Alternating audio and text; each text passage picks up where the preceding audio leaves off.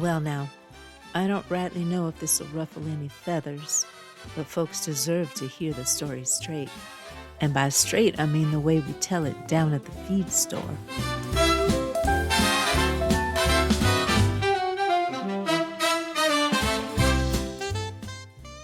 Good evening, ladies and gentlemen. This is Kitty O'Compost reporting from the Crystal Ballroom in the Hotel Prairie Rose, right here in Cornelius Junction, Iowa.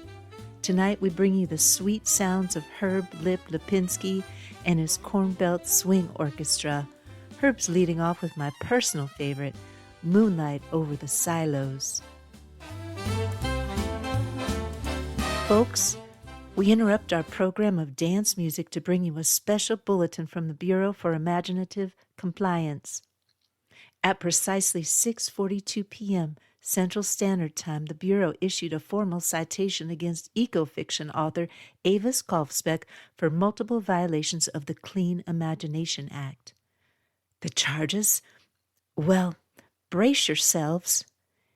Engaging in unsanctioned acts of hope without a permit, disseminating uplifting satire in federally designated zones of regulated despair, and, I'm not making this up, inciting public optimism through characters who persist, adapt, and occasionally make terrible cow jokes. The Bureau warns that continued breaches could result in mandatory consumption of bleak dystopian literature and the confiscation of all whimsical stationery. Further bulletins will be issued as events warrant. This is Kitty O'Compost, keeping you informed, slightly amused, and 100% in violation of boredom laws.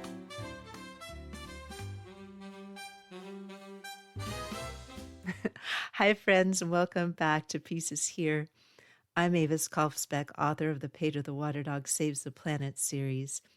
We're in launch week for Mono Mutante, Book 6 of the Pedro the Water Dog Saves the Planet series, an exuberant, dirt-splattered food adventure with a conscience.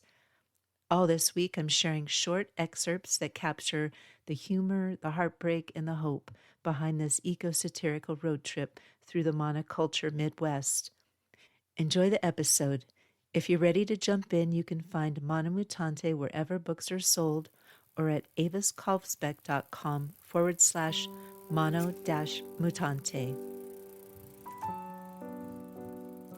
The following is an excerpt from Chapter 9 of Mono Mutante. Are you working on your jokes for the festival? Tilly asks. Yep. What do you call a cow with no legs? I don't know. Ground beef. Maybe skip the dead cow jokes? Okay. What do you call a cow with no calf? Sad? Decaffeinated. Aw. How about, what did the farmer say when he lost one of his cows? Here, Bessie? What a mistake. Mistake. Tilly frowns. Camas, imagine cows laughing at a farmer getting trapped under a tractor. They wouldn't. Fair. Try this. What did the girl mushroom say to the boy mushroom? I give up. You're a fungi. Tilly stays serious. Fungi, get it? I got it. It's better. Keep working, sister. Tough audience.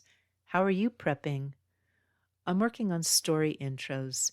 They say stories can shift a cultural narrative. Like? Tilly reads from her laptop. 4 years ago in California's Central Valley, a woman named Rogelina was pruning vines with coworkers when she started choking. Her head pounded, her mouth turned bitter, and she began vomiting. So did others. A cloud of pesticide had drifted in from a nearby orchard. 52 people were affected. 6 went to the hospital. 1 was kept overnight, and that's just the immediate damage. Damn, I think we'll need more jokes. Thank you for listening to Pieces Here. Mono Mutante Book 6 in the Pedro the Water Dog Saves the Planet series is available now at all major online retailers and at aviskolfsbeck.com/mono-mutante. It's a wild satirical ride through food, farming, and the messiness of recovery. After this short 8-episode Mono Mutante satire series, coming up next, The Great Disfarmament, a 14-part journey through the history of farming, food systems, weapons, and peace, from ancient spears to seed patents, from Cold War arsenals to compost piles. This bold, story-rich series explores how the world is already moving toward disarmament. Subscribe now so you won't miss an episode. And right now we're live on Kickstarter. Visit aviskalfsbeck.com/Kickstarter to support the launch of One More Year, the stage play, and the Soul Stuff Field Journal, beautiful editions for readers, theaters, and rebels who believe in keeping their stuff and keeping their peace.